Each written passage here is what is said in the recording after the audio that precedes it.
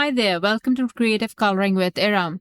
If you have ever wanted your florals to feel richer and more dramatic, this faux denim background might be the trick. Stay tuned.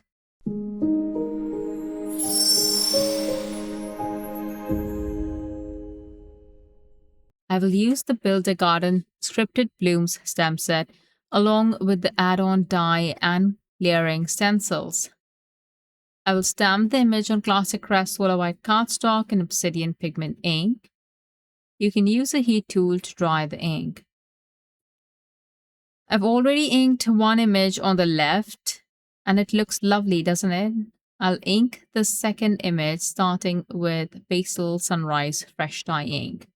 I'm starting with a soft base layer so the deeper tones have something to blend into. This helps prevent harsh edges later.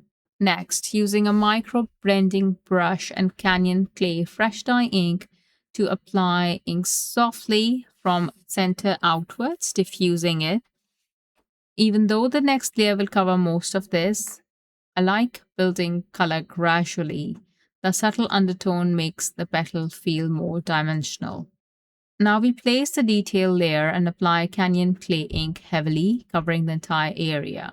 Once done, use a micro blending brush or a detail blending brush and apply Mahogany Bark Fresh Dye Ink to the base of the petals. I'm concentrating the darker ink at the base of the petals because that's naturally where the shadows fall. Flicking upward keeps the petal soft instead of heavy. You can gently pick up the stencil to check the result if you're unsure, but it looks really good. I've placed the stencil with the leaves and now I will apply Cloudy Sky Fresh Dye Ink. This will be darker on the base and softer on the tips of the leaves. Do this for the rest of the layers. For the next area of stenciling, as I want it to stand out, I will ink it darker.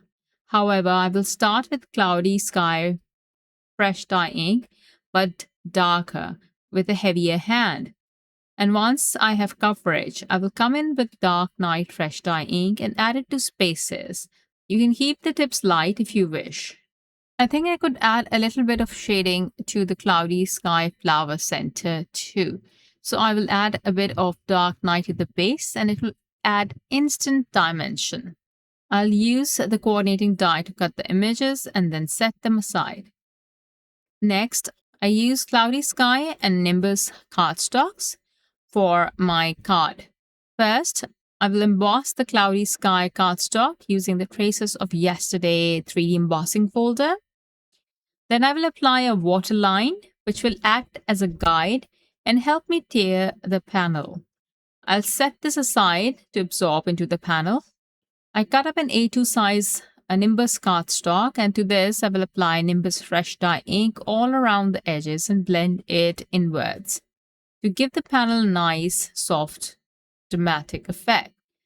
Blending Nimbus Fresh Dye Ink around the edges give this panel a subtle denim effect. The darker edges frame the center and will make everything layered on top feel more grounded. Then I will tear the embossed panel to give it more of an organic look. This adds texture and grunge, enhancing the faux denim look. And I'll just show you how both these elements look, the base layer, the background, and this element of embossed panel, the embossed piece. And look at how beautiful just these two pieces look. You can use this as is with this Timeless Sands hourglass, and you can create a gender neutral card.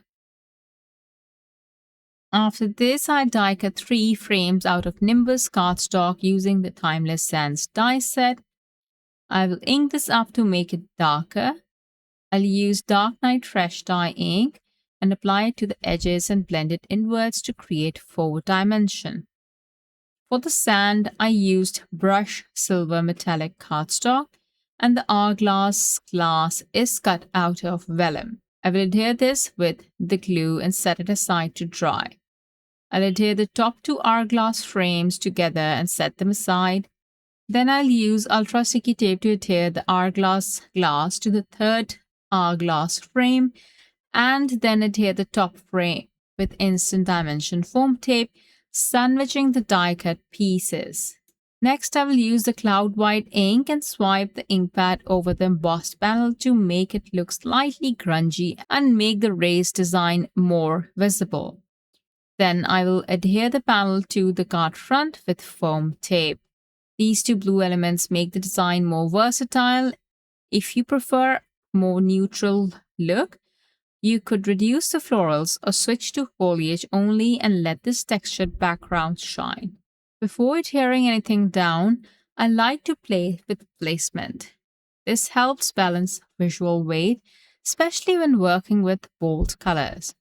To add some bling, I drew and cut out 2 tag embellishments and tucked them behind the embossed panel. Then I first added a bit of silver string and adhered the floral image with foam tape. After this, I placed the hourglass to check out the placement and adhered the second tag embellishment. Then I adhered the hourglass and added many white splatters with titanium white gouache. The white splatter breaks up the solid blue and ties the embossed texture and florals together. It's a small detail, but makes a lot of difference. After this, I stacked a die cut sentiment and adhered it over the hourglass. To complete the look, I added a few coral pearl dots. I love how this deep blue creates that denim-like texture. It really grounds the florals and makes the overall design feel more versatile. If you wanted to tone it down even further, you could reduce the florals or stick to foliage only. And this would work beautifully for a more neutral or masculine card. Thanks so much for watching. Bye.